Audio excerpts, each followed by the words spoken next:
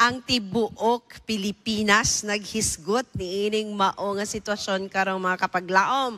Mudapig ba ta sa mama o mudapig ta sa anak? Kini ang tagagpagtagad sa Dear Panimbaya.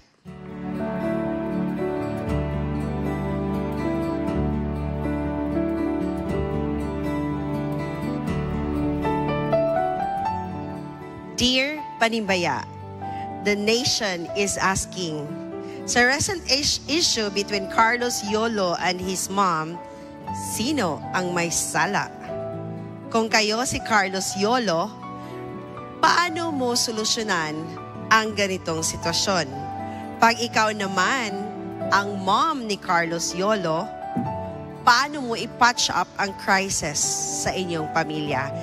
Ito po ang ating bibigyan ng opinyon at solusyon dito sa Dear Panimbaya. We would like to bring you on the other side. We have our kapanimbaya, Shireen, Yup, Dion. We miss you here. And Vaughn and Rajni and Mariah. And of course, Fitz. Actually, ga-discuss sa food me dari. Para sa ako, sige, I think all problems can be solved with proper communication.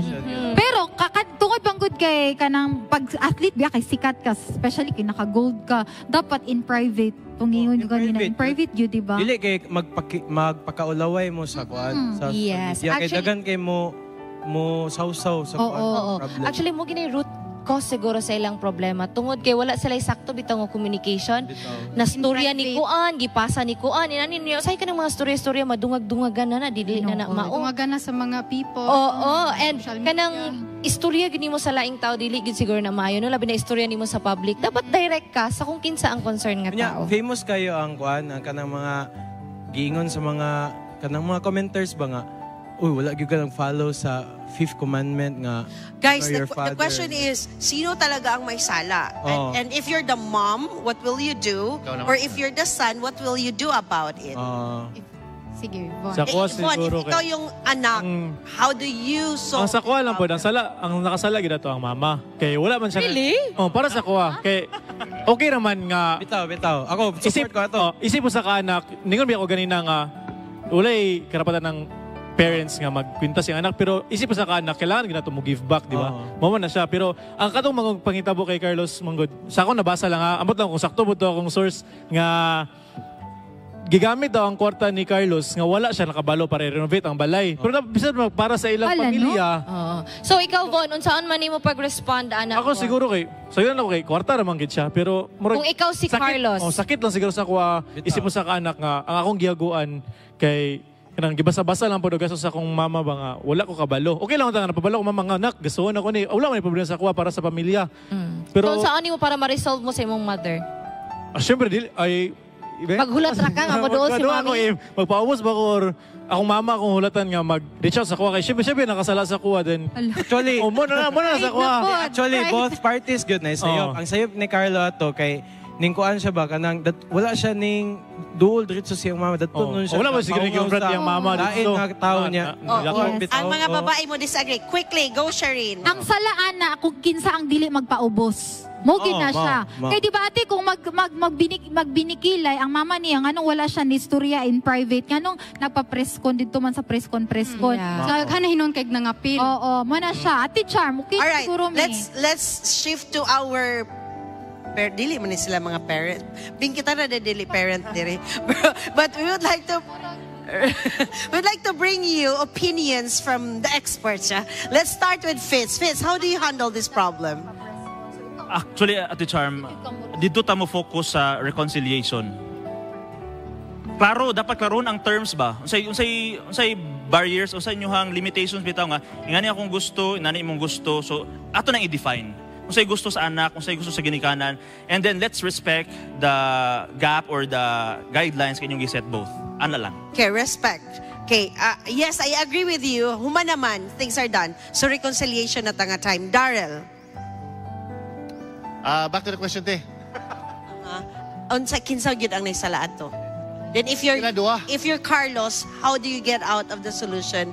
And if you're the mom, how do you Ako, sila na, Patch para sa ako sa langit sila duwa. Pero if I were Carlos, I would have kept quiet. I would have kept, kwarta naman good too. Like, after pila ka games, babawi na ako tong kwarta. And then kung wala gid nausap siguro, kung saan lang ginawa, wala gid siya mausap, then maybe enough na tong nahatag saya.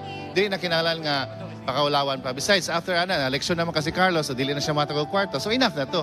That itself is a punishment for his mom kung nakasalagi ng iyang mama. Dili na kinalan nga pakaulawan pang ilang pamilya sa social media. Besides, ang mga neighbors walay labot, ilar gid na. Pero Wing. Basta kaning ubang mga ginikanan, labi ng inahan, dili magintanan, na basta na maghapoy mga problema, pagbago na mo mga inahan, uy. Unya, magukod-gukod na dahil tawag na ikwarta. Pero wala pa, bitaw. Pero ang problema ni communication, gini ang problema. Kaya kung nag-communicate lang ginig-sakto, tama to yung ni Daryl, dili na yung nga pakaulawan sa pikas both side nga magpakaulawan pa. Importante, mag-istoryahan na igtarong para sa pamilya, kung naiigsuon gastuhan, suportahan, tanan. Unya, dili na iagi pagkanan chika-chika kay mawala. Makadaot gyud ta sa communication. Communication gyud, kinanglan, importante gina. Maunang natay communication. Mauna yung communication, oh. Okay, Bing. Adaot yun yung kwarta. Pero, kay nahitabo naman na. Ako lang jud if I were part of that family, I should deal it privately. Private jud kay kanang atong mga problema kung mahibalaan na sa uban makisawsaw ra man guna sila, daghan kay noises, and sometimes ma-clouded atong mind tungod sa mga noises nga atong madunggan. Wala po to kablo sa unsa jud ang kinaing sa mother, no, kay I think nagpakamama na, he remains to be a mother. Entitled lang siya. Yeah. Kung kinsay sayop, both of them, I think. Naapoy ka ng kakulangon ang mama, naapoy kakulangon ang anak. So, dili na sila mag-isig dinautay diha sa social media nga pistahan ng ilang sitwasyon. Kay mubalik gihapon ta, pamilya gihapon sila, kadugo gihapon sila. Madaot. Okay. I also would like to nakita pod as media, as press. Kaya nandili unta nato himuong pagfiestahan ang mag-i-magnify og ayo ilang issue. That's why we have Hope Channel and we have AWR who's giving you hope. Pastor, what can you say? Yeah, I'd like to touch on what you said. So, isang magandang payo sa mga anak, sa mga magulang, pag nag-aaway kayo, wag nyo talaga ilagay sa social media. Kasi ang problema dyan, yung iba, they will not be happy with what you post. Yung iba naman will be happy. Gagatungan yung nararamdaman mo. That's why we always advise people, pag may sama kayo ng loob, don't post it online. Kasi, tell the person. Yes, talk to them. And dun sa case ni Carlos at saka nung mama niya, Yes, I Pastor, think... if you're Carlos. Yeah. Well, if I'm Carlos, if normal na makakaramdam ako ng sama ng loob for what my mother did to me. That's valid. Yes, but what I've done na kung ako ay magsasalita in public to shame my mother, I think that's what's not valid. Kumbaga ang point ko, yung feelings is valid, but yung action should not be driven by the emotions. Correct. And if you're the mom? And if I'm the mom, I will deal with it privately. I will talk to my son, I will send him a message, and there's no need to be, interviewed and all of this. Wala nang press con. Yeah, wala na. And just deal with it. I think ang dulo dapat they need to focus on humility. And even ano pa man ngayon, kasi nangyari na ano pa man ang sabihin ng iba publicly or ano pa ang sabihin ng tao online, don't care about it. At the end of the day, kayo yung pamilya. Yeah.